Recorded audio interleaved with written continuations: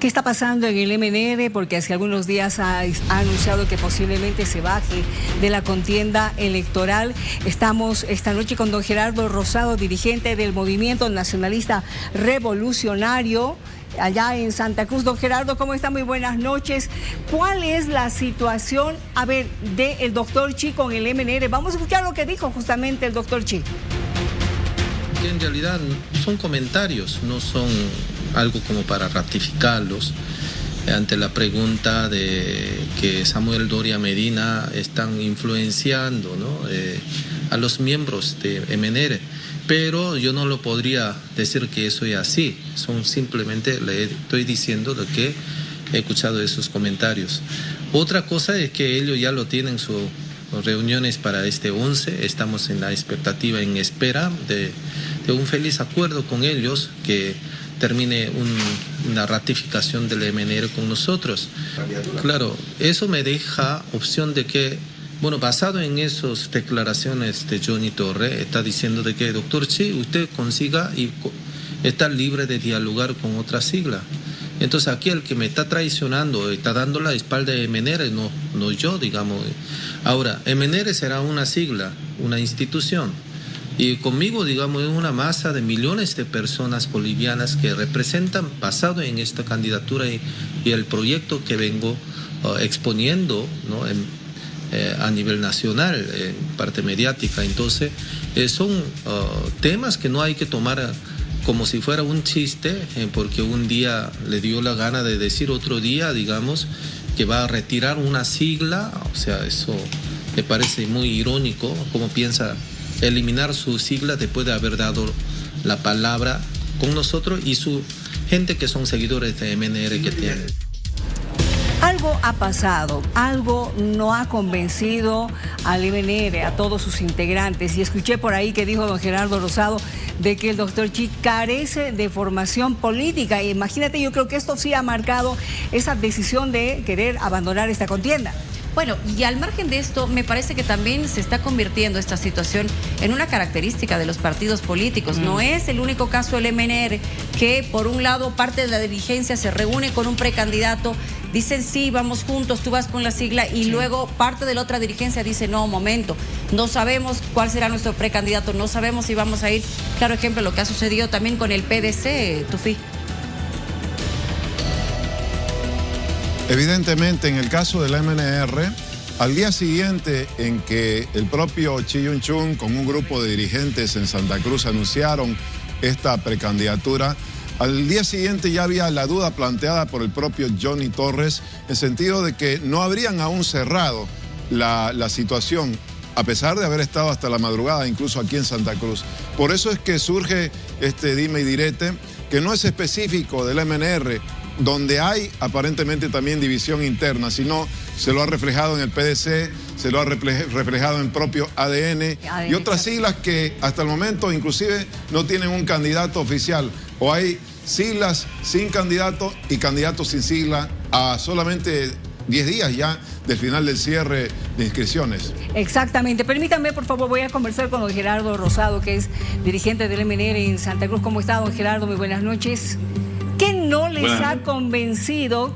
¿Qué no les ha convencido del doctor Chi? ¿Por qué se ha dado esta decisión por parte de ustedes de bajarse de la contienda y evidentemente dejarlo a él ahí en la, vaya a saberse, en la gran incógnita? Porque él mismo dice que ni siquiera le avisaron. Buenas noches a la audiencia de Bolivisión y a ustedes, prestigiosos periodistas. Un saludo cordial a Tufi, que somos amigos. Señalar de que lo que no ha convencido es a la militancia del partido en los diversos municipios del país y fundamentalmente de Santa Cruz. No hubo un acuerdo con el candidato Chi. Lo que hubo fue un diálogo. En política se dialoga, en política se conversa y se hacen aproximaciones. Y analizado los temas, eso no fue coincidente con la doctrina, con los principios y con el programa, las pautas sobre el programa de gobierno que tiene el MNR, y por eso se ha desestimado. Pero fundamentalmente es el rechazo de la militancia y dirigencia de los diferentes comandos de secciones municipales, fundamentalmente en Santa Cruz. Ha sucedido lo mismo en todo el país, pero acá en Santa Cruz ha sido vehemente. La supuesta proclamación fue un acto absurdo que se hizo con dirigentes que no son son parte de la estructura departamental, pero no tenían ninguna autorización de aquello. No conozco los pormenores en detalle sobre la conversación que se haya tenido con Chi, en razón a que en esa reunión no estuve presente, porque se realizó en altas horas de la noche, que no conocía a qué hora comenzaba la misma. Bien, lo que estoy entendiendo entonces es que no ha habido ese diálogo con quienes son los dirigentes más pesados del movimiento nacionalista revolucionario, quienes habrían tomado o tendrían que haber tomado la decisión. El doctor Chi habló con otras personas, otro tipo de dirigentes. Eso es, así se mantuvo esta reunión. No estuve presente, pero no soy yo quien rechaza es la militancia del MNR en Santa Cruz y la dirigencia que tienen los comandos de secciones, a quien hemos consultado en este caso, y también conocemos por información que lo mismo ocurrió en otros lugares, pero básicamente es porque no encarna en la doctrina, en los principios que guían al movimiento nacionalista revolucionario, a ese sentido nacionalista mismo de razón de patria que tenemos los movimentistas, los nacionalistas. Permítame la siguiente consulta, don Gerardo Rosado. ¿Cómo está el MNR entonces? ¿Qué van a hacer rumbo a las elecciones? ¿Se presenta el partido? ¿No se presenta? Si no es el doctor Chi, que usted lo está descartando y manifiesta que la dirigencia y en todo caso parte del partido manifiestan que no están de acuerdo, ¿quién será el candidato si es que llegaran a presentarse? Nosotros el día 11, que es este domingo, tenemos un comando, primero un comité político nacional, que es una instancia que la componen 34 personas, una no está con licencia. Eso es un equipo básico de asesoramiento, de más pequeño, de análisis profundo sobre la temática y las decisiones del partido, y luego el Comando Nacional, que será el mismo día en horas de la tarde, que es la instancia máxima que exige la ley, que señala la ley 1096 y el estatuto del partido para resolver y declarar y proclamar al binomio de las candidaturas. El MNR va a dilucidar esto al margen de el trámite, la consulta que ha hecho el jefe nacional con todas las potestades que le asigna el estatuto orgánico del partido con relación a la no participación en este proceso electoral y no acarrear la carga de perder la personería jurídica si el MNR no estuviera presente en este acto electoral, aunque ya ha confirmado su participación el día 19 de abril. Sí, doctor Rosado, buenas noches. Evidentemente ya prácticamente se registraron para la elección el MNR no como alianza. La situación se complicaría porque aparentemente no puede establecer alianzas. ¿Qué otras opciones barajan además de la posible precandidatura o candidatura de Chi? Doctor, ¿hay otros nombres o definitivamente van por la opción de no participar en las elecciones? Nosotros vamos a participar en las elecciones toda vez de que lo que ha hecho el jefe nacional es una consulta a los fines de saber, toda vez que nosotros participamos en el proceso electoral del año 2021 de gobernación y alcaldía, hay cuestiones de interpretación, pero será el propio tribunal que nos emita la certificación adecuada. Si no lo hace, el MNR el domingo va a definir sus candidatos, su binomio presidencial y vicepresidencial. ¿Están pensando ya en algunos nombres? Señor Rosado, ¿nos podría adelantar algo, por favor? Sí, mire, yo le puedo señalar que al partido, porque tengo conocimiento, han llegado solicitudes, propuestas de programas de gobierno, parámetros, pilares de candidatos como el señor ingeniero Pavel Antonio Aracena Vargas, si no me equivoco, la misma solicitud de José Carlos Sánchez Berzaín, creo la señora Cristina Bayá, y había una solicitud de Edman Lara.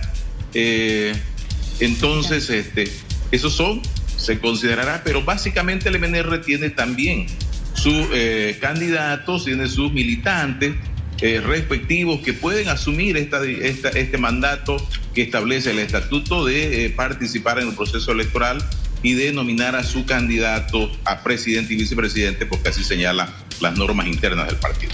Don Gerardo Rosado, le agradecemos por habernos acompañado esta noche. Muy amable, muchas gracias.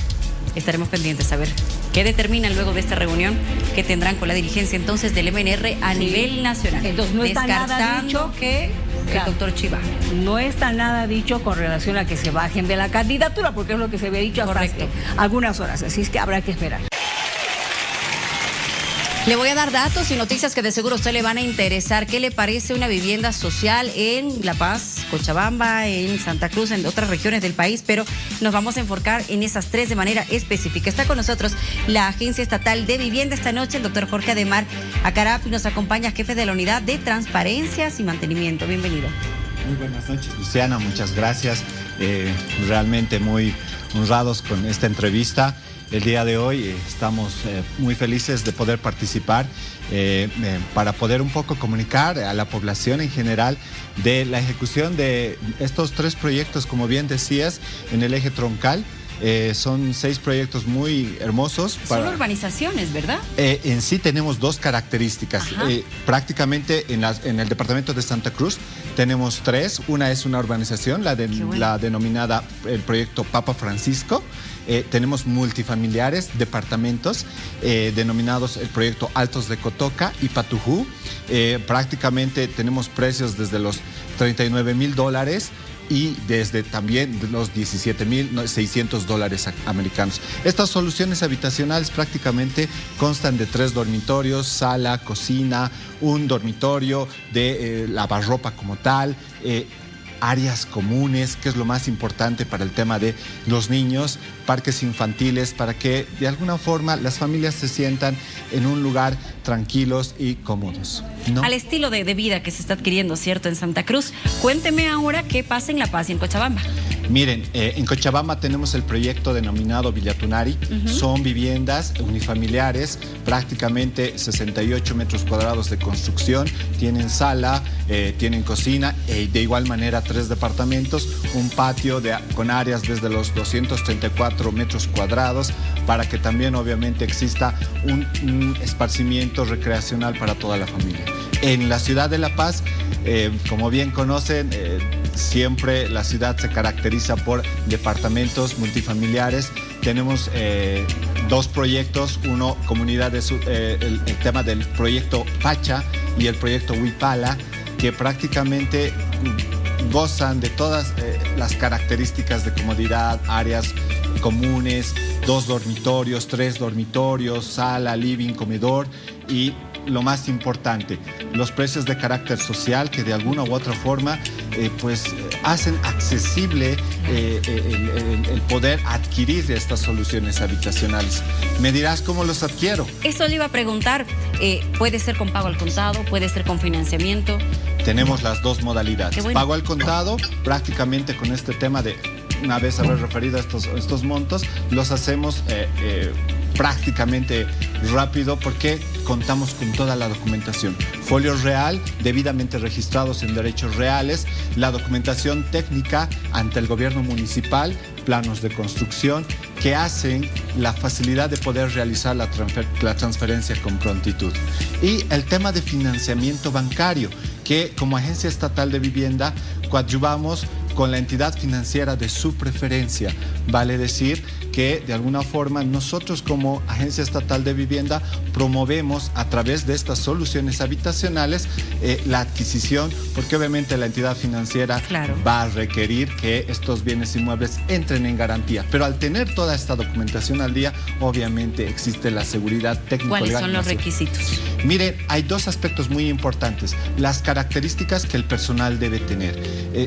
Los postulantes a adquirir estos beneficios como tal, de carácter social, son, primero, ser boliviano, mayor de edad, de alguna u otra forma no tener vivienda registrada en el territorio nacional y obviamente no haber sido parte de anteriores programas estatales. Y en cuanto al tema de crédito, poder demostrar la capacidad de endeudamiento. Y ahora sí, con estas condiciones que el postulante debe tener, se debe presentar ante la Agencia Estatal de Vivienda los siguientes requisitos: una fotocopia del carnet de identidad, una fotocopia del certificado de nacimiento, una fotocopia del estado civil como tal, del postulante como tal, esto más que nada para poder verificar si una persona es casada o soltera, y el tema de un croquis del domicilio donde actualmente habita, las facturas de luz y agua, y en el tema del crédito, obviamente la capacidad de endeudamiento. Hay algo importante que también nosotros debemos esclarecer y hacer énfasis a la población. Hemos trabajado en este tiempo con entidades de intermediación financiera y hemos podido percatarnos que la mayoría de estas entidades, pues como requisitos tienen, por ejemplo, y han dividido los requisitos para personas dependientes e independientes. Las personas dependientes generalmente tienen que cumplir el requisito de tener un certificado de trabajo, las 3 últimas boletas de pago y el tema también de los aportes a la gestora. Para el sector independiente, obviamente tenemos que tener el tema del NITS, la licencia de funcionamiento y el pago de impuestos por la actividad económica que uno realiza. El tema de la acreditación del flujo económico que se pueda llevar adelante en cuanto a depósitos bancarios, contratos, pólizas, van a ser obviamente una fortaleza de que su crédito pueda salir con prontitud. Le agradezco mucho, doctora Carapi, por haber estado con nosotros y a la Agencia de Vivienda. Gracias. Bienvenido siempre, buenas noticias. Seguimos, Miriam, contigo. Más adelante estaremos hablando de cómo estamos, cómo está nuestra economía. La economía de usted allá en casa o de quien nos está viendo. ¿Sabe qué? Hay un dato que es súper importante. Bolivia, campeona de la informalidad, lo dice un informe realizado por la Fundación Jubileo. Pero hay algo más, que la mitad de la población rural es pobre. ¿Cuán pobre tendríamos que preguntar? Enseguida estaremos hablando de estos datos. Hablemos de economía y de datos que son realmente preocupantes, cada vez más preocupantes. Bolivia, campeona de la informalidad, 1. El grado de pobreza en el que estamos, cómo ha ido avanzando este grado de la pobreza. El estado de la situación del país es un informe que detalla la Fundación Jubileo, que ha salido el día de ayer y que evidentemente nos muestra una radiografía de cómo está el país en tema económico.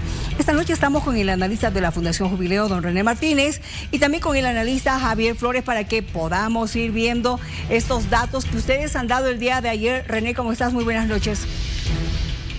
Muy buenas noches, Miriam. Va a ser un gusto pues compartir un poco de la información y el análisis de Fundación Jubileo.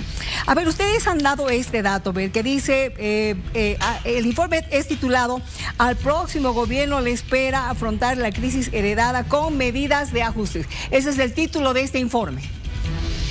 Sí, correcto. Hemos hecho un análisis y un seguimiento de la situación económica por muchos años, ¿no? Más de una década, unas 2 décadas aproximadamente, y vemos con mucha preocupación que Bolivia ha caído en una situación de crisis con problemas estructurales que nos están llevando a una crisis con características de inestabilidad económica.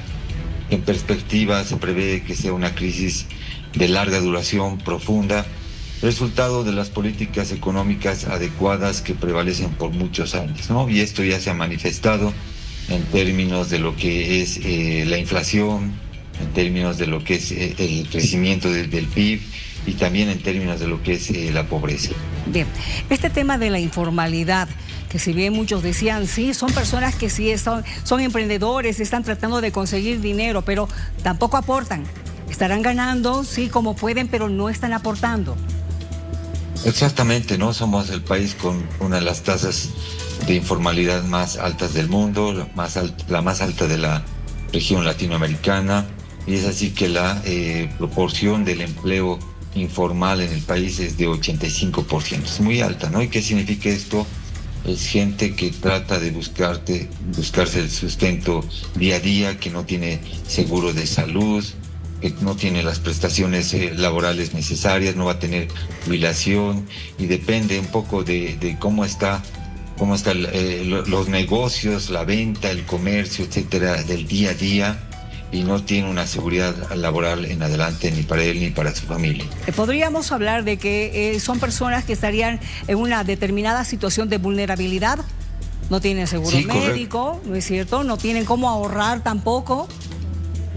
Sí, correcto, ¿no? Son personas que no tienen un salario fijo, ¿no? Que están sujetos a cómo está evolucionando las oportunidades de negocio del día a día.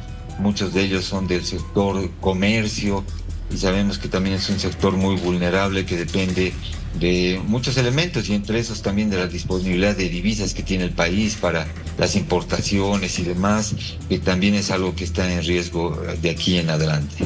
El tema de las divisas es uno de los puntos que en este momento todos quisiéramos que se solucione, Tufi.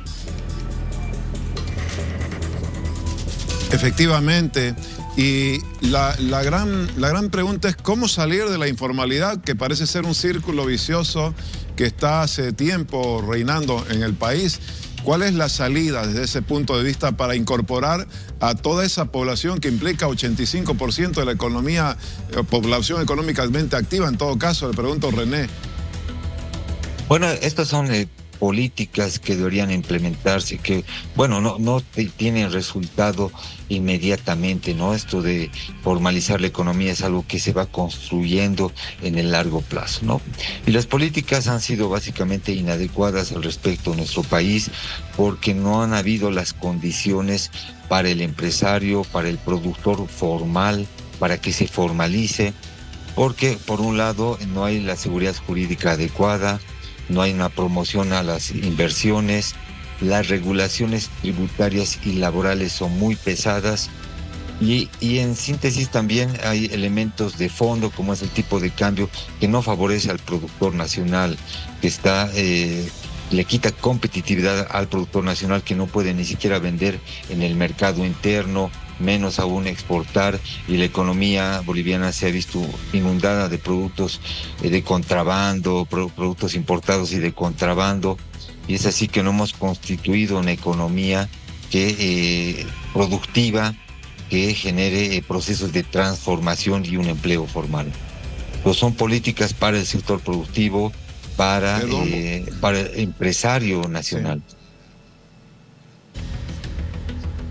Tomo una frase que usted decía, René, para terminar de agotar esta parte. Va a ser una crisis de larga duración, dice. Hay quienes manifiestan serán 2 años, 3 años tal vez, pero ¿cuánto estima usted? Sí, lo que sucede es que tenemos problemas estructurales de fondo que han sido resultado de políticas inadecuadas, ¿no? Número 1, elevar tanto el gasto público, lo que ha ensanchado este hueco, esta brecha que es el déficit fiscal. Número 2, haber congelado el tipo de cambio. Con este tipo de cambio congelado hemos tenido una salida constante de divisas, de reservas que se han agotado. Y número 3, las políticas para el sector productivo, la ausencia de políticas adecuadas para el sector productivo, porque la apuesta ha sido básicamente por la empresa pública, ¿no? Entonces se requieren medidas de ajuste y es justamente atacar a las causas. Hay que reducir el gasto público, incluyendo la subvención a los hidrocarburos, las empresas y toda la burocracia. Número 2, hay que flexibilizar, hay que abordar el tema del tipo de cambio. Y número 3 es cambiar las políticas productivas, evaluar lo que ha pasado con las empresas públicas y dar un giro a este modelo que no nos ha llevado a generar una economía productiva, que genere empleo, valor agregado, etcétera. No son medidas de ajuste. Y estas medidas de ajuste obviamente no van a tener sus resultados de la noche a la mañana, porque se requiere constituir o reconstituir un sector exportador. Y eso toma su tiempo, tiene un periodo de maduración. Por lo tanto, lo que tenemos enfrente es una crisis que puede ser de larga duración y puede ser profunda, ¿no? Y todo va a depender de cuándo comencemos con la solución al problema. Debía comenzarse desde el año 2015 o 16, 17, etcétera. No se lo ha hecho, se lo ha postergado para el futuro, para el próximo gobierno, y es así que tenemos un problema aún más grande para los siguientes gobiernos y finalmente para la población, porque va a ser la que tiene que cargar con todo el tema de la inflación, la falta de empleo, etcétera, ¿no? Nosotros no queremos dar un número de años, pero pensamos que al menos el siguiente periodo de gobierno va a ser un momento de ajuste. Por eso decimos que los candidatos en la contienda electoral, más que presentar un programa de gobierno tienen que presentar un plan de ajuste económico, porque si no hay estabilidad económica, nada va a funcionar, ningún proyecto, ningún plan de desarrollo va a funcionar en adelante. Bueno, estamos hablando de los próximos 5 años, posiblemente en ajuste. Don Javier, ¿cómo está? Buenas noches. A ver, estaríamos hablando, de acuerdo a lo que dice este informe de Jubileo, de posiblemente cambiar el modelo económico en el país. ¿Qué dice usted? Buenas noches, Miriam. Yo creo que efectivamente en este tiempo electoral, las fuerzas políticas y obviamente la Fundación Jubileo expresan informes, pero me da la impresión de que hay un sesgo tal vez por el año, ¿no? Por ejemplo, cuando los cuadros nos hablan de las reservas, al 2024 efectivamente estaban en 1.976 millones de dólares. Sin embargo, el 25 estamos con 2.618 que no nos dice el informe de Jubileo. No sé por qué no han aplicado hasta el 2025, pero ese pequeño detalle marca la diferencia, porque lo que se debe expresar es de que el Estado boliviano, las reservas las ha mejorado casi en 1.000 millones de dólares, y que por supuesto es una gran noticia, no para los que gobiernan, sino para el boliviano, para el que está escuchando el pueblo. Y yo iría un poquito más allá cuando veo de que este modelo económico, y cuando Jubileo analiza desde el 2003, yo llamo este modelo económico amigable con la sociedad. Amigable digo porque serán estos 2 últimos años que tenemos problemas de dólar, pero hemos vivido momentos importantes durante los, digamos, 16 años de gobierno del MAS, donde ningún empresario podría quejarse porque, según informes, todos los empresarios han crecido cuando menos 10 veces más en su patrimonio. Es decir, no ha habido un solo empresario que le vaya mal en Bolivia, porque definitivamente las políticas públicas, el consumo interno, la inversión pública, las empresas públicas han generado economía, han generado el movimiento económico que por supuesto ha beneficiado a los empresarios, pero paralelamente también a los ciudadanos. ¿Y qué me dice de lo que está pasando actualmente, la afectación a los exportadores, por ejemplo? Estos precios de los productos de primera necesidad que están elevadísimos y tienden a subir mucho más, medicamentos que también tienden a subir mucho más. ¿Eso qué le dice a usted, don Javier? Me preocupa. Debemos ser certeros. Sí tenemos problemas de dólares.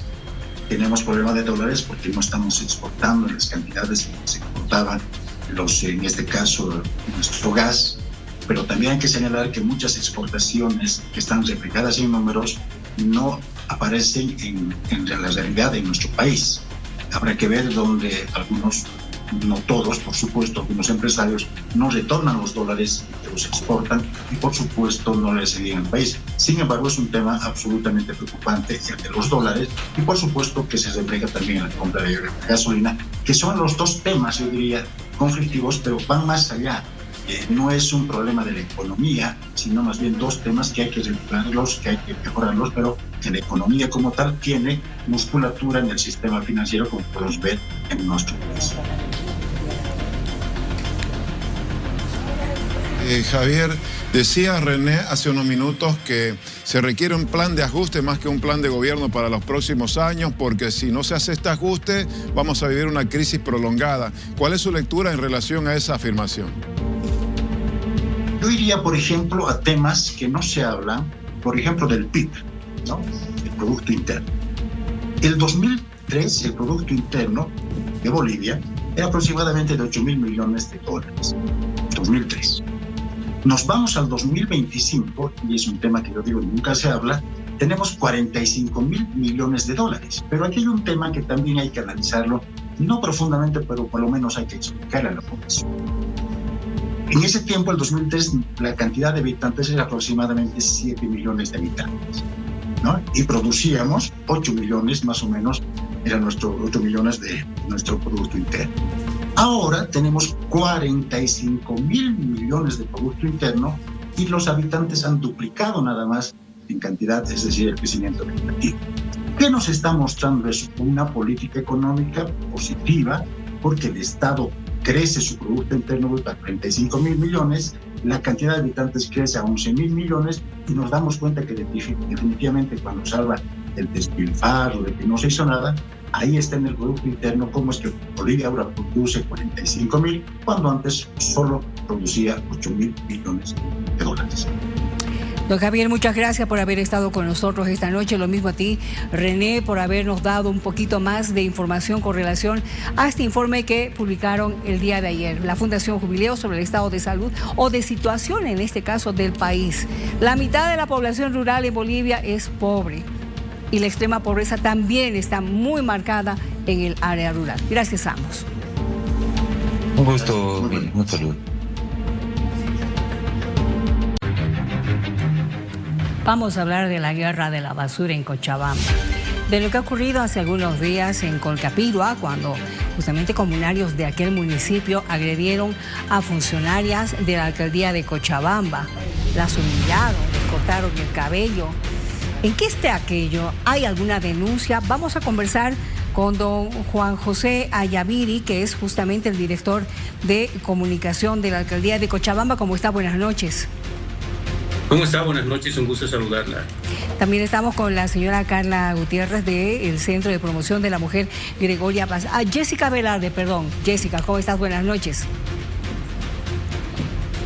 Buenas noches, Miriam, un gusto. ¿Qué tal? Un gusto.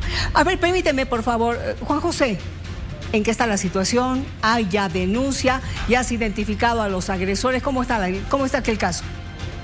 Bien, bueno, en primer lugar, Miriam, creo que hablar sobre una guerra no cabe dentro de lo que está sucediendo, ¿no? Creo que no es el término apropiado para referirse a un conflicto que no se resume simplemente a lo que ha sucedido en estos días, Miriam. Sí. Esto data y tiene un contexto de mucho tiempo atrás, ¿no? El tema de la basura no es de ayer, de anteayer o de la semana pasada. Es de muchos años atrás. Sí, por lo menos unos 20 años atrás, ¿no? Y si fuera un tema sencillo de resolver, se hubiera resuelto quizás en otras gestiones de alcaldes, ¿no? Pero no es muy sencillo porque tiene varios y complejos perfiles el conflicto, que pasan desde lo económico, lo social, lo medioambiental y principalmente lo político. Luego de que lamentablemente hemos sido testigos todos de esas terribles humillaciones y vejaciones de las cuales han sido víctimas las funcionarias y otros funcionarios más, porque no solamente han sido ellas, sino alrededor de 20 funcionarios que han sido emboscados por, jamás creo yo que hayan sido vecinos de Cochabamba, lo dudo mucho. Alguien ha contratado delincuentes para que los emboscaran, para que luego las maltrataran, las humillaran, las vejaran de la forma en la que todos hemos visto. Hemos iniciado las acciones, por supuesto, para dar con todos los responsables intelectuales y materiales de este caso, porque no se va a quedar así definitivamente. Nuestra dirección de género está a la cabeza de esta gestión y el día de hoy ya se ha presentado la denuncia formal por intento de feminicidio, ¿no? Se han colectado todos los elementos que nos están sirviendo para sustentar la denuncia.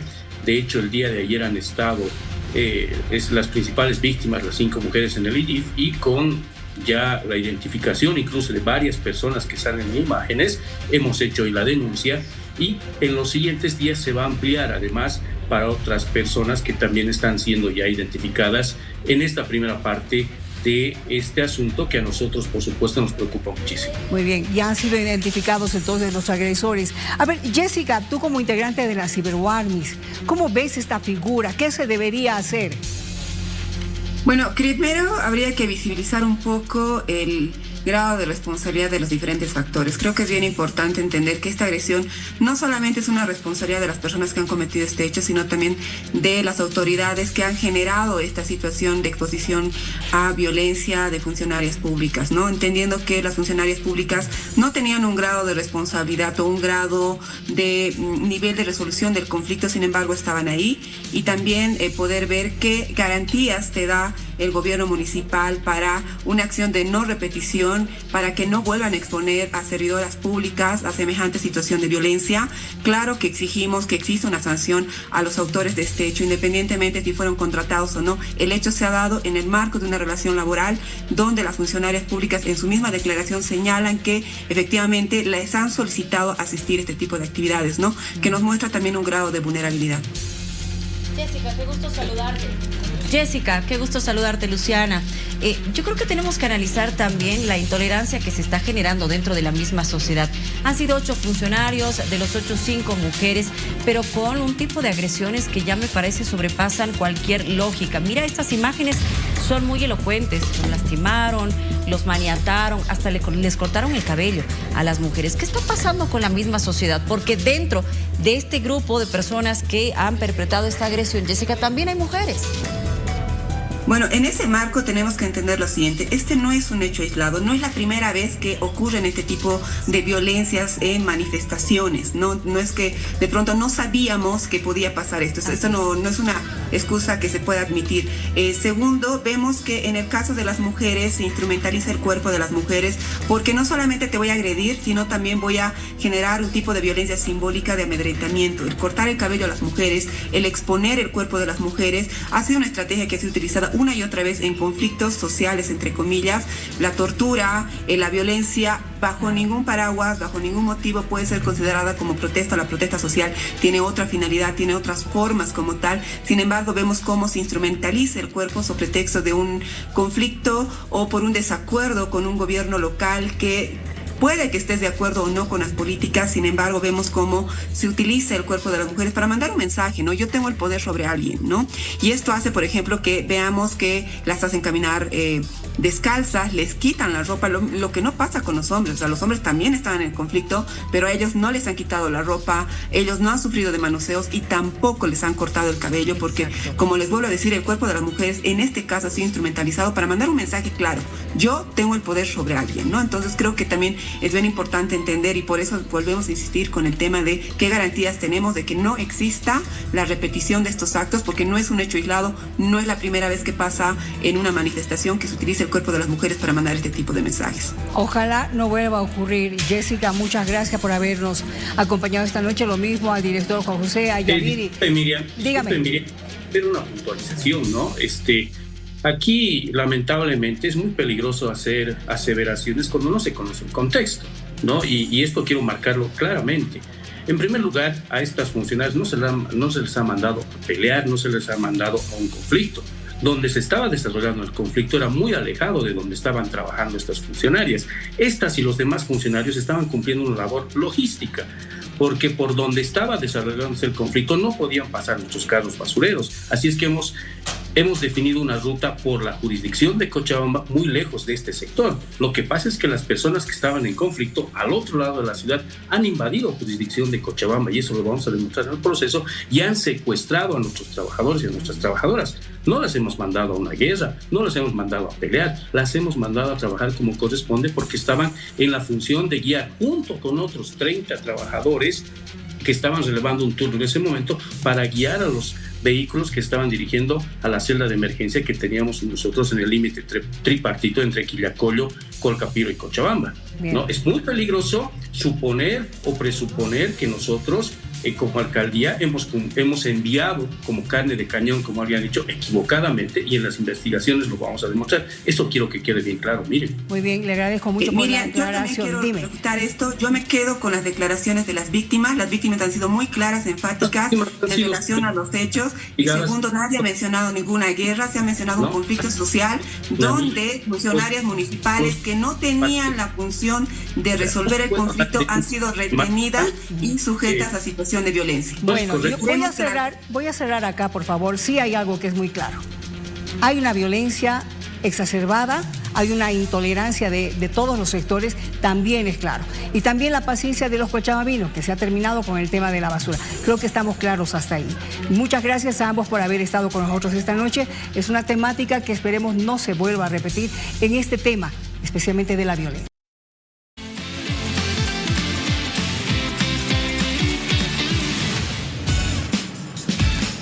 Descubre la elegancia rústica del tuit con textura firme, tonos terrosos y un estilo de confort y tradición.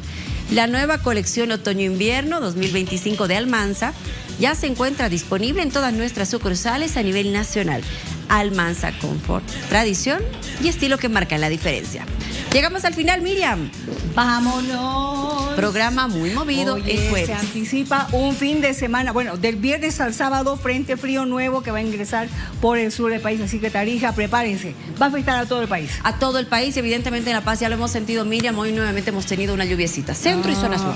Dios, mañana más frío. Bueno, ni modo. Deberíamos estar acostumbrados, ¿no es cierto, Tufi? Y nos vamos a dormir como esperábamos, con un Papa nuevo que nos trae mucha esperanza al mundo católico particularmente. Viene el viernes y el fin de semana. Un abrazo grande a todo el país. Abrazo, Luciana, Miriam, por supuesto también. Hasta mañana. Que te vaya bien. Tufi, que descanses. ¿Está contento? Sí, está muy contento.